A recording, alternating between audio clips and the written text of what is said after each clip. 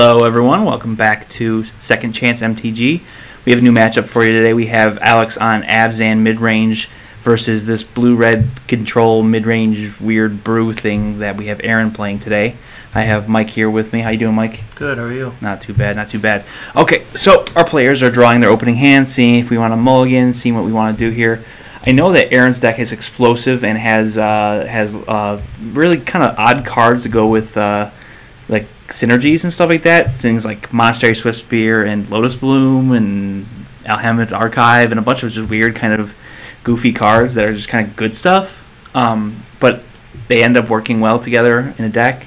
Alex, on the other hand, is a very consistent and very tried and true modern deck in Abzan, which plays your good old Tarmogoyfs, your good old Grimflayer, Lingering Souls, all that good stuff. So it'll be interesting to see how this matchup goes. You know, we just watched Ponza kind of get a little bit screwed on land versus this blue-red control deck, so we didn't really get to see the full birth of what this deck can do. I'm really excited, actually. I know Aaron is a very cool deck builder when it comes to these kind of things. He's got a lot of pet cards, a lot of things that go on in his decks, a lot of axes that he can attack from. So it should be interesting, especially compared to a deck with a couple different types of ways of attacking. What do you think, Mike? I'm seeing that he's mulliganing down to 6. Alex is keeping his 7 cards. He scryed, he's keeping it on top, and looks like we're going to start play. Yeah, we have it looks like a Lightning Bolt and a Lotus Bloom in Enjoy N in Aaron's hand. He's going to start. He looks like he won the roll. Lotus Bloom turn 1, and he's putting it on suspend. Alex did go first. He played a land.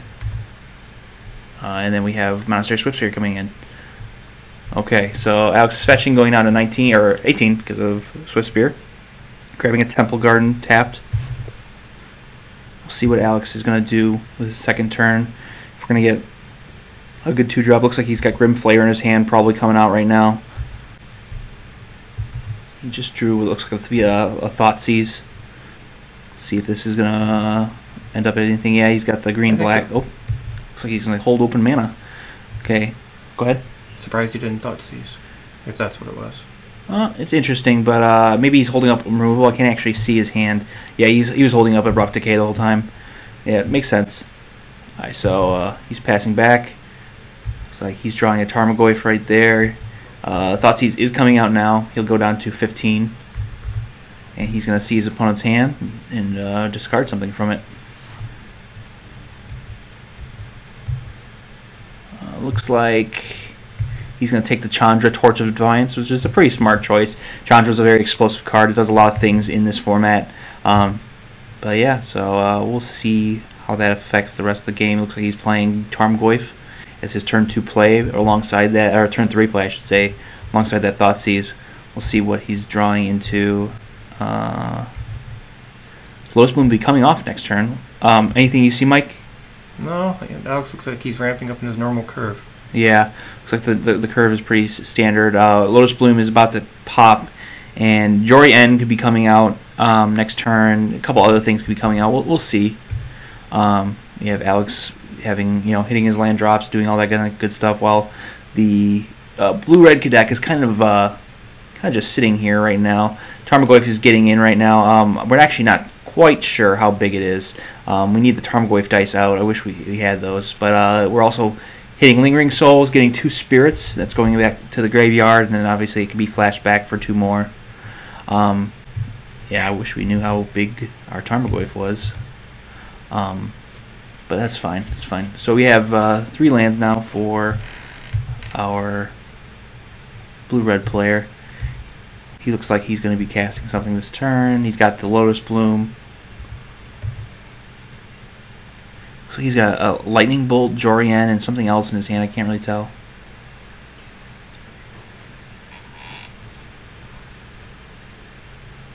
So we're seeing, looks like they're asking each other questions. Jorian's coming in now. Looks like Swiftspear is coming in for 1. He's going to chump block with a Spirit, which makes sense. Alex is fetching for a what looks to be Temple Garden, another one. Maybe that's an Overgrown Tomb. I can't actually tell. Too shiny. believe that's a tomb. Yeah, you're right. I think you're right, Mike. It does look like a tomb. Okay, so Alex is going to be tapping mana for Liliana the Veil, probably causing him to sacrifice a creature. Yep. Yeah, Liliana the Veil is just so effective in this kind of situation where she can just control the board and their opponent's hand, especially when he doesn't have many cards in hand. But he does have a lightning bolt that he can use and just ping down Miss Liliana right there.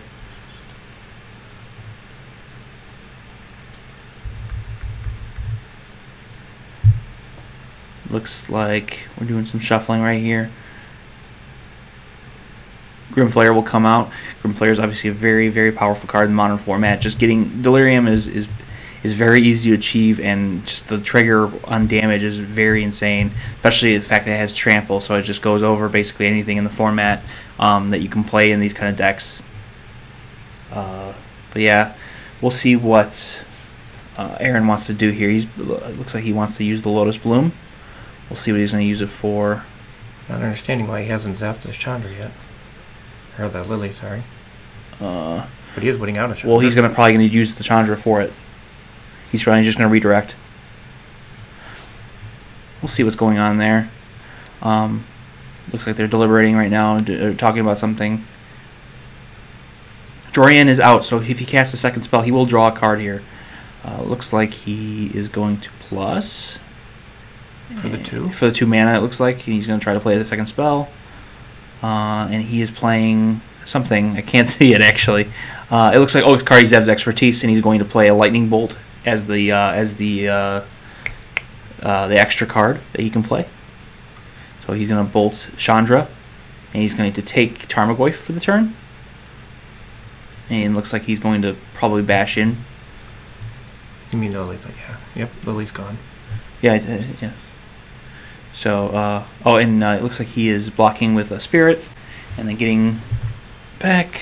Looks like things are going well for Alex. I think he has the upper hand at this point. Yeah, I mean, Alex's deck is very, very good against, just decks that don't really know what they're trying to do.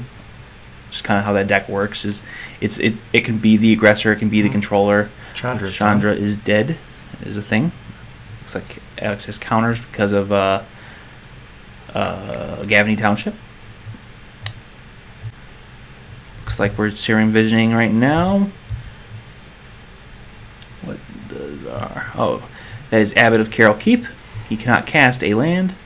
Oh yeah, he can't. It's play, it's not cast. I forgot about that. So Abbot of Carroll Keep is in and just man the fort for right now. We'll see what Alex draws, but I believe he has him dead on board. If oh no, he can just block with Abbot. So he's going to block Grimflayer. Grimflayer trigger. Yep. Keeping a Courser of Crucifix, I believe that was on top. Yeah, he's going to keep a Courser on top, and then throw both of the Lingering Souls in the graveyard. Probably a very smart play. He's got the Tireless Tracker out right now, so he's going to be getting more for his land drops and stuff. Very valuable. Yeah, that's a scoop from Aaron.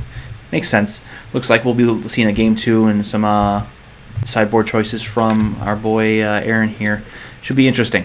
Thanks.